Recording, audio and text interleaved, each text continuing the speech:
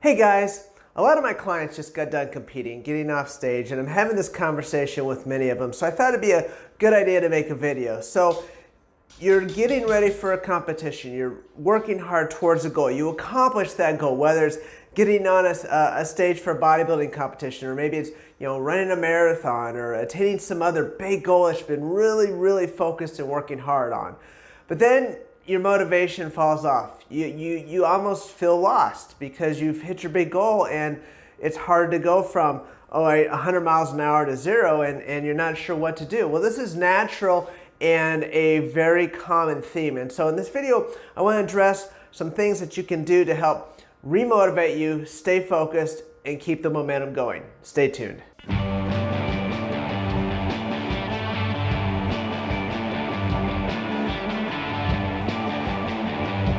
So there's many reasons why after a big event is actually tougher than getting ready for an event or a competition. And I'm going to go through 5 things that you can do to help keep things moving forward. So the first one is recognize and celebrate your win.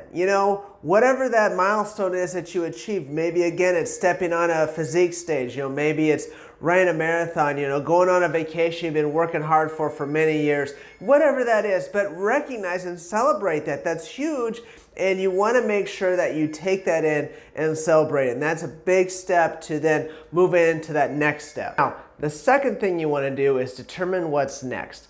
Now, this could be a very challenging thing because you might not know. So if that's the case, then the next step is to go through this process to help you identify that. But if you do know what that next step is, or you think you know what it is, envision and look at that long-term goal that you want to achieve next.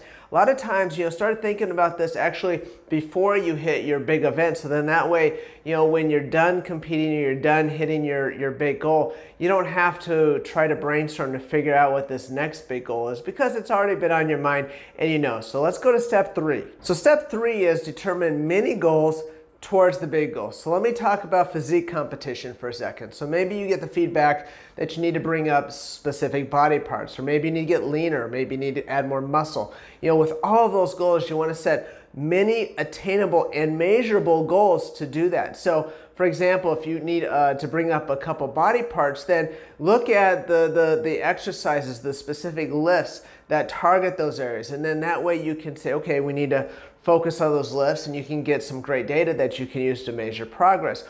Or maybe it's a body composition or a circumference thing. You take biometrics so you can measure things. Maybe it's your waist to chest ratio or your arms to calves or something like that. That way you have some tangible data to look at to make sure you're making progress. But most importantly, you have short-term goals, so then that way you can set these goals in like 5 or 8 week periods, and you've got a light at the end of the tunnel that you can shoot for versus that long-term goal. Okay, step 4 might surprise you. Forget about the long-term goal. Really? Yeah, because what happens is you're looking at this long-term goal and you lose motivation, you lose sight. You're like, okay, I'm gonna do this in another year or 2 years. And that's gonna be hard to work towards and stay motivated and keep the focus. But if you focus on those short-term goals that are pointed towards the long-term goals, that is something that you can actually grasp and see that and see that results. Nothing's better than progress because that drives motivation. That's what we want to continue to do. So forget about your long-term goals. Set your sights on those short-term goals.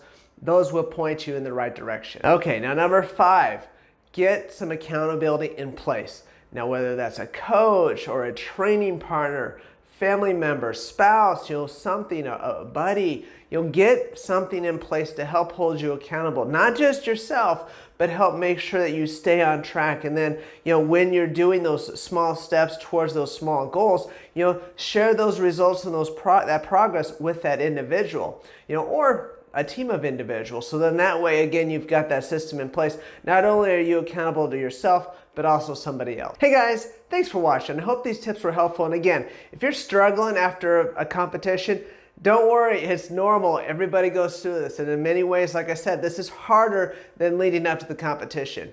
Feel free to leave questions in the comments below. I'll address them as soon as I can. Also, here's a link to one of my other videos on how not to blow your reverse diet on the weekends. Thanks again for watching. Until next time, keep making every day count.